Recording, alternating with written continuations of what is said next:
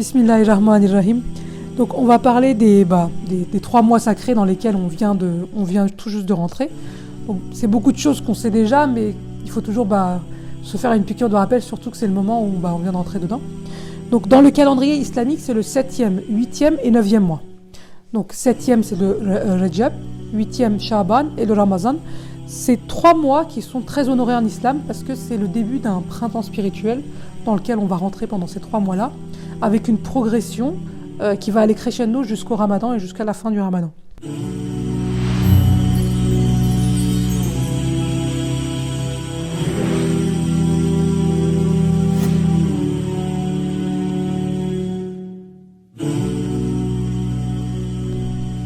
Donc cette période sacrée, donc elle vient de commencer cette année ce lundi.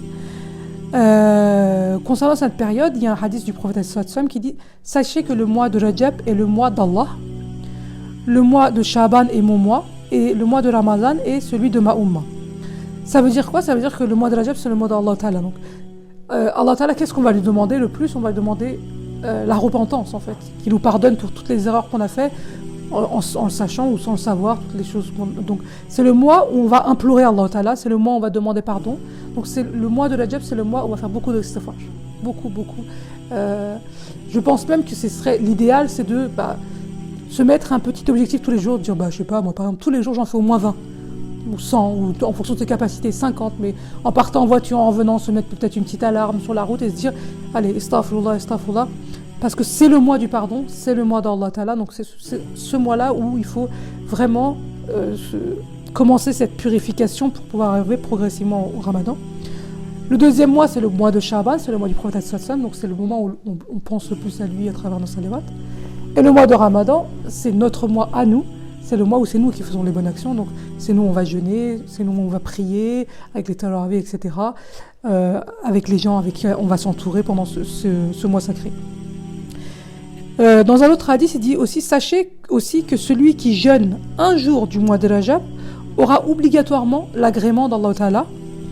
Il écartera de lui sa colère et une des portes de l'enfer lui sera fermée. Donc, il nous dit aussi que c'est important de jeûner pendant ce mois de Rajab, que c'est comme ça qu'on pourra gagner l'agrément d'Allah Ta'ala. Donc, ce gros bloc de 3 mois, il est parsemé de jours sacrés, de jours qui vont être encore plus... Déjà, c'est 3 mois, très importants, mais il va y avoir des pics, en fait, des moments beaucoup plus importants.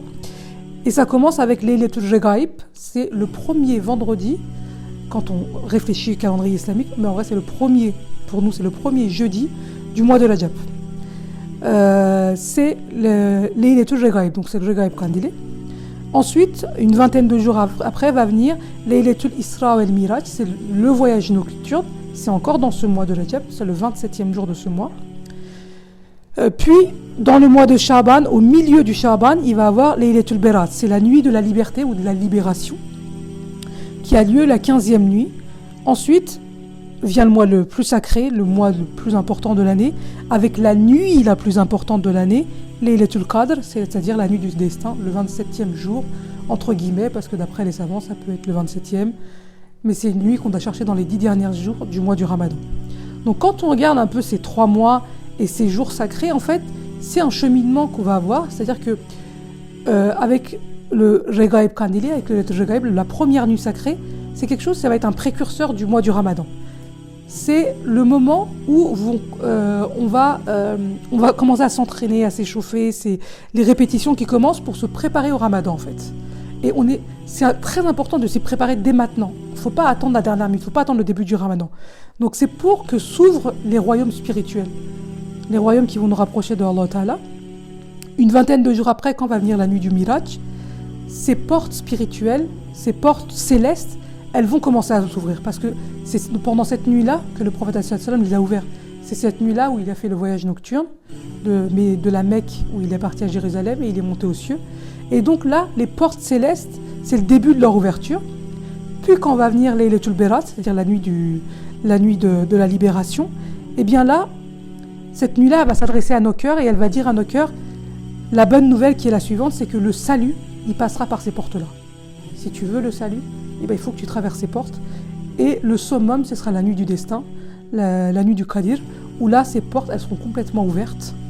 À qui elles seront ouvertes? À ceux qui auront frappé à ces portes pendant 3 mois, sans relâche, sans lâcher prise, pour demander la miséricorde, pour demander la grâce et pour demander le pardon. Alors, donc c'est bien beau de dire tout ça, mais du coup, qu'est-ce qu'on doit faire pendant ces 3 mois-là? Qu'est-ce qui est important alors? Avant de venir à ce qu'on doit faire, s'il y a une chose qu'il faut bien comprendre, c'est que le mois de Rajab et le mois de Sha'ban, c'est des tremplins pour le Ramadan. C'est pas des mois comme ça, hop, ils vont venir un petit peu avant. Non, vraiment, c'est un tremplin pour pouvoir vivre le Ramadan pleinement. C'est-à-dire que vous avez tous l'image de pendant le mois de Rajab, on va semer une graine, pendant le mois de Sha'ban, on va l'arroser, et pendant le Ramadan, on va récolter. Donc, si on veut pour pouvoir récolter, ça peut pas se faire du jour au lendemain. Et donc, il faut qu'on se conditionne dès à présent pour le Ramadan. Nous, l'erreur qu'on fait très souvent, c'est qu'on se conditionne au Ramadan, la veille du Ramadan. Au pire de 3 jours avant, on se dit, ah, c'est les derniers jours, allez, on va bien manger, on va bien... Mais non, en fait, on se conditionne mal, et en plus, on se conditionne trop tard. Et du coup, qu'est-ce qui se passe? Le début du Ramadan, il commence. Premier jour, on a mal à la tête, on a envie de vomir, on fait rien, on dort tous. Deuxième jour, partiellement, et au bout d'une semaine, on commence à prendre le rythme. Mais en fait, il faut prendre le rythme bien avant, en fait. Maintenant, en fait, c'est là qu'on doit commencer à prendre le rythme. Donc, on va peut-être pas jeûner tous les jours, et d'ailleurs, c'est pas ce que faisait le prophète sallallahu, mais de temps en temps. Là, le mois du Rajab, si vous me demandez, la première chose qu'il faut faire, c'est jeûner, en fait. Il faut qu'on commence à reconditionner notre corps au jeûne. Donc, il va falloir se forcer, pas se dire, de toute façon, je vais jeûner pendant 1 mois, là, je profite, il me reste 2 mois. C'est pas le bon raisonnement. Le raisonnement, c'est plutôt, je vais commencer, comme ça, mon corps, il sera prêt, même si j'ai jeûné de temps en temps, et quand ça sera le Ramadan, je vais en profiter du Ramadan. Ou par exemple, le Tarawih. On est hyper motivé les premiers jours, on le fait. D'ailleurs, au bout du 4e jour, on se dit tous, ah, cette année, je suis trop content, je fais trop bien, mais ça fait que 4 jours en fait. Pourquoi tu dis cette année? Attends la moitié pour voir ce que ça va donner. Et après, on lâche, on stoppe tout d'un coup. Et c'est pareil avec le Coran. Cette année, c'est sûr, je vais faire mon truc, je vais tout lire, je suis hyper motivé, je vais même lire la traduction, ça va être... Mais en fait, comme on n'a pas lu avant, c'est pas possible du jour au lendemain de tout faire. C'est comme quand on est étudiant, on peut pas réviser de la veille pour le lendemain. On va être obligé de bâcler et de certaines notions à dire ça, c'est pas très important, je vais passer ça, hop, et puis il va être 3h du matin, dire de toute façon demain il faut que je me repose, il y a aussi ça, donc laisse tomber, j'arrête, je révise que ce que j'ai pu réviser. Alors que si on révise toute l'année, quand on arrive à nos examens, ou la veille de nos examens, il ne nous reste plus rien en fait, on est déjà tellement bien, on survole les choses, on est déjà dans le move, on est prêt pour l'examen. Et du coup, si on rate notre examen, si on rate notre année en général, et si on rate notre Ramadan parce qu'on ne s'est pas préparé, ce qu'on fait, c'est que dès le milieu du Ramadan, on baisse les bras, on arrête tout ce qu'on a fait. Alors que le Ramadan, ça demande une constance. Il faut être constant. Au contraire, même, c'est même pas la constance, c'est limite, il faut aller crescendo pour être prêt les 10 derniers jours. Parce que les 10 derniers jours, c'est là qu'on doit chercher la lutte du destin. Donc, c'est le moment où on doit encore plus se retrouver dans notre spiritualité. Mais malheureusement, nous, comme on ne s'est pas bien conditionné en amont, on se retrouve à la fin du Ramadan à être complètement fatigué, épuisé, à attendre que ça finisse. Et ce qui se passe, c'est dès que le Ramadan il est fini, dès le jour de l'Aïd, plus personne qui lit le Coran. La prière, on l'a fait entre 2 invités à la dernière minute, entre 2 sorties. Voilà. On a déjà tout relâché parce que on ne s'est pas rechargé en fait pendant le mois du Ramadan. C'est le moment de recharger nos batteries, c'est le moment de recharger nos piles. Et comme on ne se recharge pas comme il faut, on ne tient pas pendant 1 an. On ne tient pas le rythme. Alors, je ne dis pas que si on a bien préparé notre Ramadan et qu'on a passé un très bon Ramadan pleinement, on va être pendant toute l'année sur le même rythme. Non, forcément, on est des êtres humains, on va lâcher prise.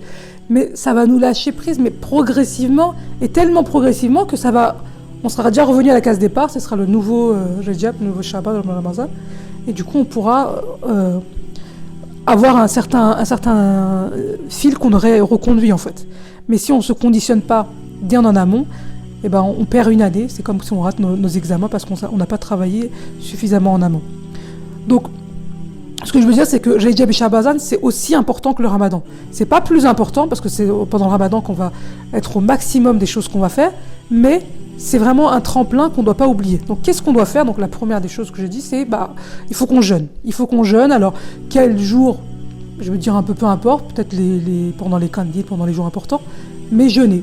Les lundis, les jeudis, après se trouver des jours où c'est plus pratique pour nous, c'est pas grave, c'est de le faire au moins quelques jours, d'essayer de tenter, surtout que cette année on a la chance que ça va, à la fois la prière du soir, c'est pas très tard encore. On est encore dans les 17h, 18h, donc ça va. Donc jeûner, la première chose à faire. La deuxième chose, c'est le moment aussi de se remettre en question en fait. Le mois de Rajab, c'est revoir notre servitude, notre lien avec Allah Ta'ala. et de dire où je suis, dans ce que Allah Ta'ala il me demande, et dans ma vie du quotidien, moi qu'est-ce que je fais, à quoi je m'adonne, qu'est-ce qui est prioritaire pour moi, c'est l'éducation de mes enfants, c'est mon travail, ou c'est ma relation avec Allah, c'est ma préparation pour l'au-delà, voilà, remettre les pendules à l'heure et dire c'est le moment de me renouveler, et puis se donner des objectifs. C'est comme les résolutions qu'on prend au début de l'année, voilà, c'est peut-être le moment de se donner des nouveaux objectifs, alors des petits objectifs progressifs, mais c'est le moment de se remettre en question. Le troisième chose qu'il faut faire, c'est que c'est le moment, comme on a dit au tout début, c'est le mois d'Allah, donc c'est le moment de la repentance. Donc qu'est-ce qu'on va faire? C'est le pardon. Astaghfirullah, astaghfirullah. Ça vraiment c'est très chaud, c'est quelque chose de très simple, mais c'est en fait d'y penser en fait. Ça va déranger qui dans sa voiture ou dans son bus, ou en allant à l'école, ou en attendant quelqu'un pendant 5 minutes de dire astaghfirullah, astaghfirullah, en y pensant avec son cœur. C'est rien de compliqué, c'est quelque chose de même très simple. Et ça permet finalement de nous purifier. Donc c'est vraiment, il faut juste y penser en fait. Peut-être se mettre des petits rappels, se le rappeler de temps en temps. Le quatrième point, c'est le moment de revoir aussi l'état de nos prières. Parce que malheureusement, elles sont jamais comme elles devraient être.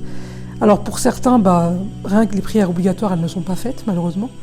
Et des fois, on s'en rend pas compte, en fait. On a des amis qui sont juste à côté de nous, qu'on croit comme nous, en fait. On se dit, moi, si je fais mes prières obligatoires, je pense que ma sœur aussi, elle le fait, ou mon frère aussi, il le fait. Mais en fait, non. Donc c'est le moment peut-être de se remotiver là-dessus. Si on les fait, de vérifier si on fait bien comme il faut. Est-ce qu'on fait que les phases? Est-ce qu'on fait la sunna aussi? Ou est-ce qu'on va délaisser un peu? Si on prend le temps de le faire. Si on est déjà quelqu'un qui fait attention à ça, c'est peut-être le moment de rattraper les prières qu'on n'a pas faites, de se donner des objectifs. Allez, une par jour en plus, quoi, par exemple. Ou de faire la prière du besoin, Hajat Namaz, ou de faire des prières surrogatoires, voilà. Donc, faire un point sur l'état de nos prières actuelles, pour pouvoir arriver au Ramadan, pour que nos prières, elles soient bien stables, et pour pouvoir y rajouter le Tarawih. Parce que si déjà on a des prières qui sont pas solides, qui sont faites partiellement, y rajouter le Tarawih, ça va pas durer longtemps. Hein. En tout cas, ça va pas durer un mois. Le cinquième point, c'est que c'est le moment de reprendre nos lectures du Coran de façon régulière. Voilà.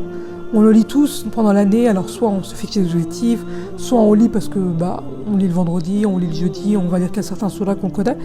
Là aussi, c'est le moment de se fixer des objectifs, et sachant que pendant un mois du Ramadan, surtout quand on travaille ou quand on est étudiant, c'est compliqué peut-être des fois de tout faire d'un coup, et quand on est une femme, forcément on a des pauses pendant le Ramadan, on peut pas lire, donc c'est compliqué aussi de faire tout d'un coup. Donc c'est peut-être se dire, je vais commencer finalement dès maintenant.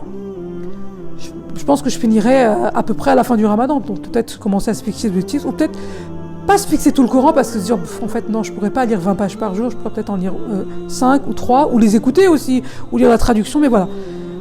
Sur le Coran, se fixer des objectifs. Ensuite, une chose très importante, le 6e point, c'est les doigts. C'est d'invoquer Allah Ta'ala. Donc ça peut être en prenant un livre de doigts, et en se disant, voilà, ce petit livre, ça va être mon objectif, ça va être de le finir pendant ces 3 mois-là. Ou alors, les doigts qu'on fait pour nous, pour nos amis, pour nos enfants, pour nos proches, etc. Ensuite, le 7e point, c'est de faire ressentir cette atmosphère dans nos maisons, dans nos foyers.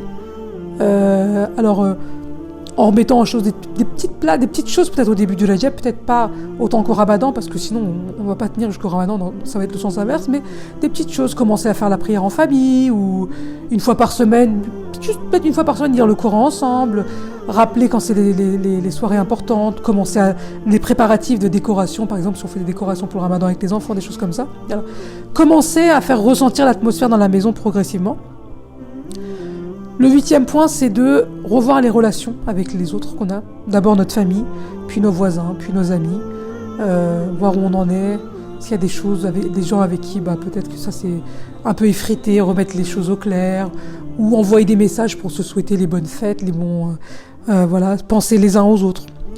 Et le 9e point, j'ai rajouté, peut-être qu'on pourra rajouter encore plein d'autres, ce serait d'aider son prochain, à travers l'aumône, la sadaqa, le don, etc.